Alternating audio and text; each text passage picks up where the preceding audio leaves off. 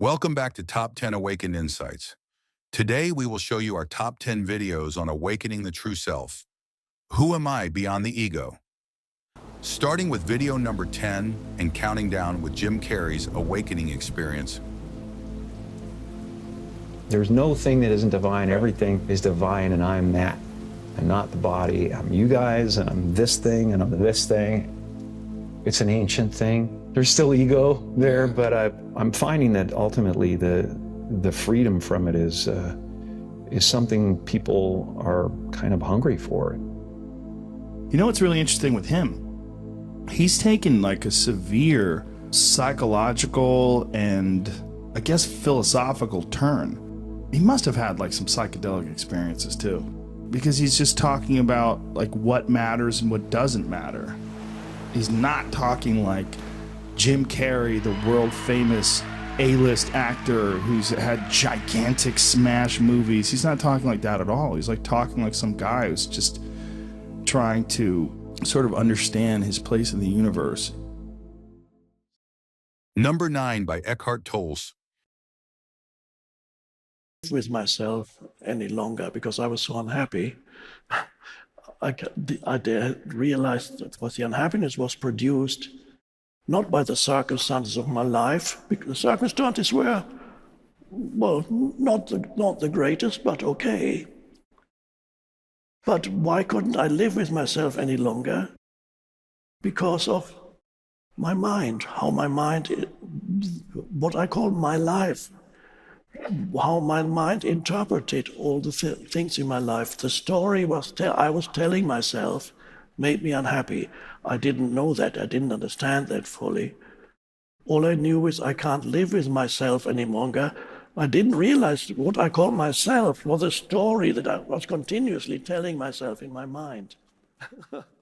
Video number 8, Identities. From the moment we are born, we are given names, roles, identities. You're someone's child, someone's student, someone's friend. Slowly, layer by layer, these identities become who we think we are. But beneath all those labels, who are we really? Have you ever sat with yourself and asked, not what do I do, but who am I? This question has echoed across centuries, from the ancient sages of India to the mystics of the West. It is not just a question, it is a key to awakening. Most of us live inside a story written by others. Our culture, our family, even our own past experiences. These stories tell us how we should act, what we should want, and who we should be. Video number 7, Who You Are. This question has haunted human beings for millennia, and yet it is often in the stillness, between our distractions, beneath the surface of thought, that it whispers loudest. It calls to something ancient, something true. At the heart of this mystery lies the ego. The ego, as described by spiritual traditions and modern psychology alike, is the mental construct of identity. It is the story you tell yourself about who you are, your personality, your history, your likes and dislikes. It is the illusion of separateness. The ego is like a mask you wear at a masquerade. It's not who you are, but it helps you play a role. It provides a sense of identity in a world that demands labels, functions, and personas. It's the operating system through which you filter your experience of reality. But it is not reality itself. Video number 6, Truth Awakening. I'm telling you ahead of time, so that when these things, if they do come, they don't come for everyone in the same way, that you will remember, and the invitation is such a powerful tool and friend of grace to remind you. This is why I say it's so important now, because you are awakening to the truth of what you are without doing so much spiritual gymnastics and torturing yourself and all this kind of stuff. Every path has its benefits. Everything is contributing. If you are sincere, even if you went on a path that's not ultimately so great, you may have to taste that and gradually it will find. Grace will guide you to the right place.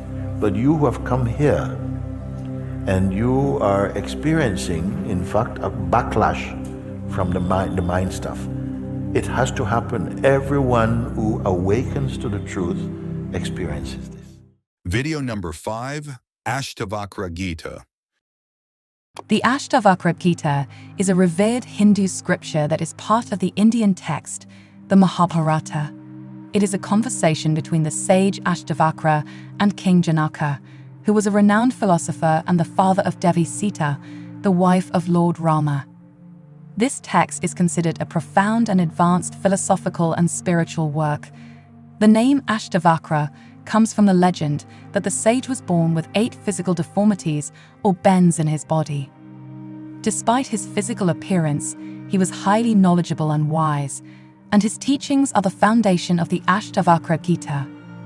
It consists of a series of dialogues between the sage and King Janaka, covering various aspects of life, reality, and self-realization.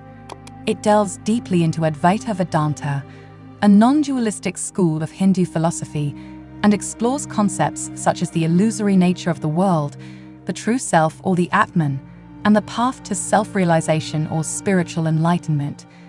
The central theme of this powerful text is that the self is beyond the physical body and the external world and is eternally free and pure. Ashtavakra delves deep into the concept of non-duality to enlighten King Janaka from the illusory matrix which we call reality. Non-duality is a philosophical and spiritual concept that essentially means not two or non-dual. It is the idea that there is only one ultimate reality, which is unchanging and indivisible, and everything in the universe, including individual beings and the physical world, is ultimately an expression or manifestation of this one reality. Ashtavakra teaches that there is an underlying, unchanging, and undivided reality often referred to as Brahman. This Brahman is the source and essence of everything in the universe. There is no fundamental distinction between this ultimate reality and the individual self. Each person has an inner self or consciousness known as Atman. This individual self is not separate from the universal reality. Instead, it is an extension or reflection of the same ultimate reality. What we commonly perceive as a multitude of separate and distinct entities in the world, including people, animals, objects, and even the concept of space and time, is considered an illusion. These distinctions are temporary and superficial, masking the underlying unity of existence. Imagine there is a rope in front of you, but due to poor lighting or a trick of the mind, you mistake it for a snake in the dark. The snake you perceive is an illusion. When you bring a light or realize the true nature of the object, you see that it was always just a rope. Video number 4, Existence by Alan Watts. The reason why certain people turn to philosophy, why I became a philosopher, was that since I was a little boy, I always felt that existence as such was weird. I mean, here we are. And isn't that odd? Of course it's odd. What do you mean by odd? Well, it's what's different from even. I mean, what's odd stands out. What's even lies flat. But you can't see the outstanding without the flat background. Here's the thing standing out. It's odd. Each one of you is odd. Strange, unique, particular, different. How do we know what we mean by that, except against the background of something even, that is not differentiated, like space? And so you get this philosophical itch. You begin to scratch your head and think about, why is that so?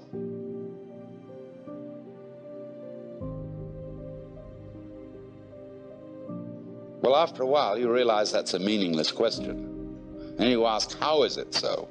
Well, that leads you into science and other investigations.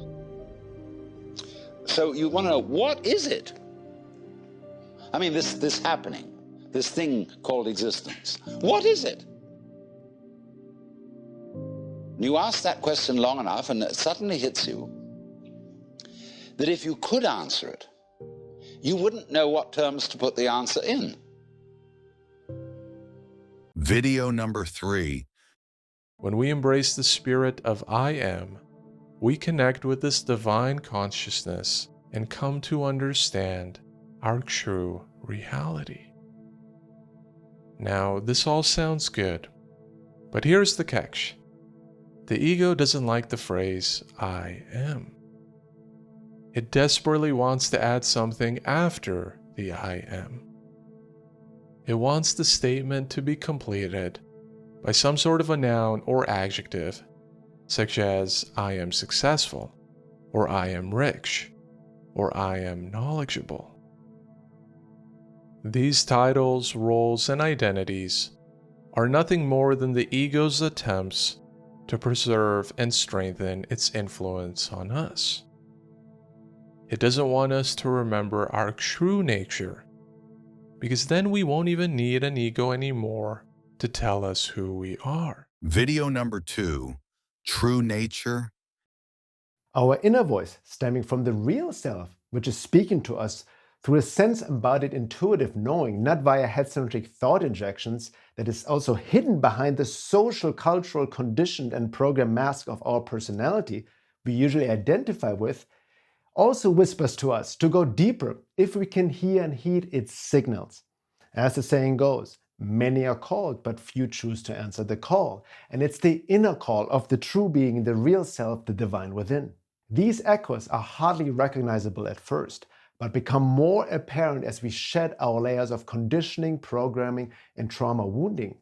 It's the voice of spirit and the divine asking us to recognize our true nature, to keep going deeper within, to find the truth of our soul being the kingdom within. And finally, our selected number 1 video by Eckhart Tolle.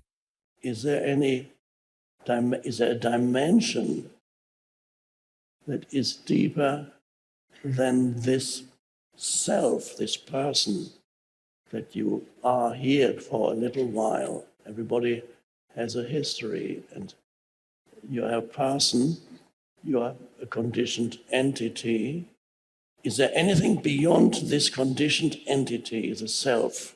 The Buddha calls it the self, and other than the fact of suffering, another important part of his teaching is the ultimate unreality of that self. The ultimate unreality of that self, which was also Jesus' teaching, but it's usually overlooked by churches and theologians, because Jesus said, literally, here's another little quote that I'm sure he actually said literally. He said, deny thyself. Oh, I thought the Buddha said that. It was actually Jesus. Deny thyself means, what does it mean? What is the point in denying yourself if yourself is actually real? If it has a substantial, ultimate reality, then to deny something that is real wouldn't make sense. But deny thyself, he said that because he agrees with the Buddha that identity that people carry around with is ultimately an illusion. There is something deeper that is beyond that. So when Jesus says, deny thyself, what is really meaning is recognize the unreality of yourself. That's what is deny yourself. Recognize that ultimately this is not who or what you are. Yes, it has a certain function here. It is a part of who you are on the level of form, physical form and psychological form. This is why I call it your form identity. Everybody has one. You have a body, that's the physical form, and you have a mental form, which is you as this person. that you can think about and talk about. And it has its emotions that go with that, conditioned by the past. Whatever happened to you in the past conditions you to become this particular person. Hope you enjoyed these videos we have collated for you. Don't forget to like, share, and subscribe to our channel to see more videos, and thank you for watching.